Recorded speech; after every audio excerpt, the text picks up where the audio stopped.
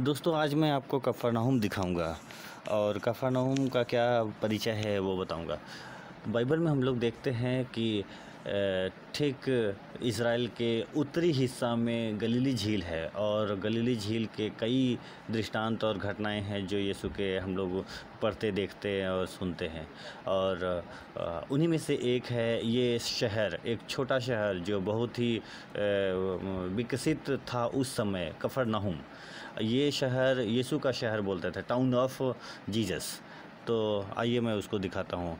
तो दोस्तों जो लोग आप लोग हमारे वीडियो को लगातार देखते रहते हैं, हम लोग आपको धन्यवाद देते हैं। और अगर सब्सक्राइब किए हैं तो बहुत बढ़िया, अगर नहीं किए हैं तो काइंडली कर लो।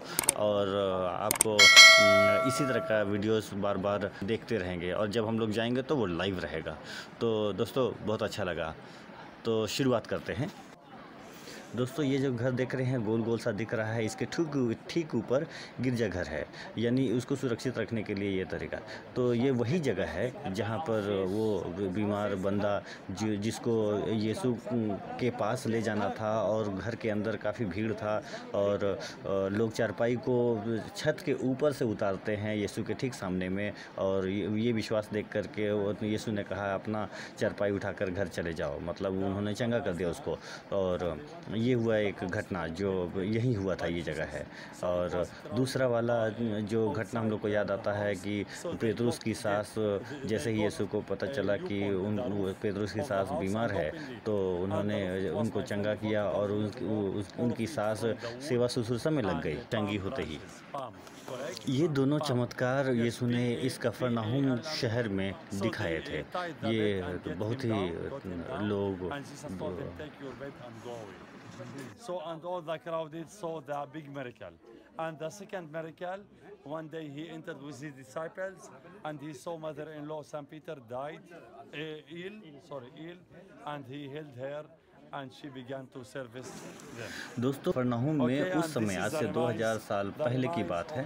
तो उस समय में लगभग 1500 लोग यहाँ रहते थे। और ये देखिए आज के डेट में ये खंडहर जैसा दिखता है, ये सुरक्षित रखा गया है इजरायली सरकार के द्वारा। और यही छोटा छोटा कमरा आप जरा सा गौर करके देखेंगे, पॉज करके, तो ये यहाँ सारे लोग रहते थे, एक एक परिवार यहाँ रहता था। और उस समय में नो टीवी, नो एसी, कुछ भी नहीं, सब कुछ मैंने आज तो हाईटेक है, तो वो लोग रहा करते थे। ये देखिए। और साथ ही साथ दोस्तों सिनागोग जो है, सिनागोग मतलब हम लोग गिरजाघर जाते हैं और मुस्लिम लोग मस्जिद जाते हैं और उसी तरह से लोग मंदिर जाते हैं। तो ये ज्यूज़ लोग मतलब यहूदी लोग सिनागोग जाते हैं, यानी पूजा अर्चना करने के लिए। अब यहाँ का नियम क्या है कि जब जेंट्स और लेडीज़ जाते हैं तो दोनों ही एक फ्लोर में ही नहीं रहते हैं। जैसे हम लोग गिरजाघर में लड़का लड़के सब एक साथ होते हैं, वहाँ पर क्या होता है कि फर्स्ट फ्लोर में जेंट्स लोग रहेंगे, सेकंड फ्लोर मतलब ऊपर वाले तल्ले में लेडीज़ लोग रहेंगे, तब पूजा अर्चना होगा। Today we have in the synagogue two floors. Second floor for lady to pray and first floor to men. And come everybody, take photo over this. The late 4th century AD white synagogue built upon the remains of the synagogue of Jesus. Take photo. ये प्रभु का मंदिर है, यहीं पर वो तो पूजा किया करते थे यीशु। और यहीं पे सारे लोग जो जीव्स हैं, जो यहूदी लोग हैं, वो यहाँ पूजा करते थे। तो ये सब जगह देख लीजिए। ये कफरनहूम में बहुत ही क्लियर दिखाई देता है यहाँ। To give us to feel where our Lord was preaching and performed a miracle and began his ministry. So my friend, we are in the second synagogue. What means synagogue? The house prayer for Jewish. Yeah. So my friend, Jesus not in this floor, he was praying under us in the first one. And look this, but not just this. The excavation small part to see it, but it was big like this. Okay. Yes. It was damaged in the earthquake, is it? No, the first one, it was at 70 years AD Jewish revolt, and the Roman Empire worship idols, destroyed the second temple and all the Holy Land. Okay, So my friend, the rabbi. This was the excavated place of synagogue, where Jesus made the preaching. Yeah, yeah. So my Only friend, portion of it, the only rabbi. portion. Anybody know about rabbi? Rabbi, yeah. He was stand in the center of this building, okay, and he was put the altar from wood, and on the altar he was put the, my friend, listen to me, he was put the scrolls, the Old Testament scrolls, and began to read from it. Okay. This also synagogue, no?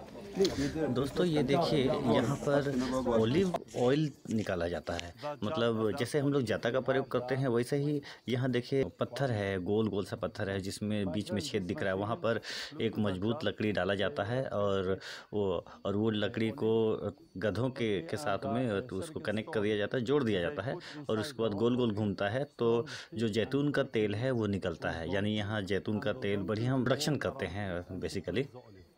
और साथ ही साथ यहाँ नीचे देखिए यहाँ पर अंगूर का रस यानी दाखरस भी बनाया जाता है और बताया जाता है कि यहाँ ये लोग अपने ही लोग यहूदी लोग ही बनाते हैं, उसी को ये लोग पीते हैं। बाहर के लोग को ये अगर आकर के बनाते हैं तो उसको ये लोग नहीं पीते हैं, विशेषकर दाखरस, अंगूर का अच्छा क्वालिटी वाला दाखरस। यहूदी समाज में सातवां दिन यानी सप्ताह का जो सातवां दिन है वो तो आराम करने का दिन होता है, वो ईश्वर को मानते हैं और उसी दिन ये लोग तो 6 दिन काम करने के बाद में आराम करने के लिए अंगूर का दाखरस पीते हैं, आपस में एक दूसरे को अभिवादन करते हैं। कोई किसी के घर आया गया तो उसका स्वागत अंगूर के दाखरस के साथ करते हैं। उस दिन को ये लोग शबत शलोम कहते हैं। Or America or foreign people must to prepare it and make it and manufacture it. No, Jewish people. Jewish people, by Jewish Orthodox Jewish people. Just. बनाया हुआ दाखरस पीते हैं अभी भी यहूदी लोग यहाँ दूसरी जगह का नहीं। तो कल सब्बात डे है, सब्बात खत्म करने के Oh yes, all this carved stone it was on the roof of the synagogue.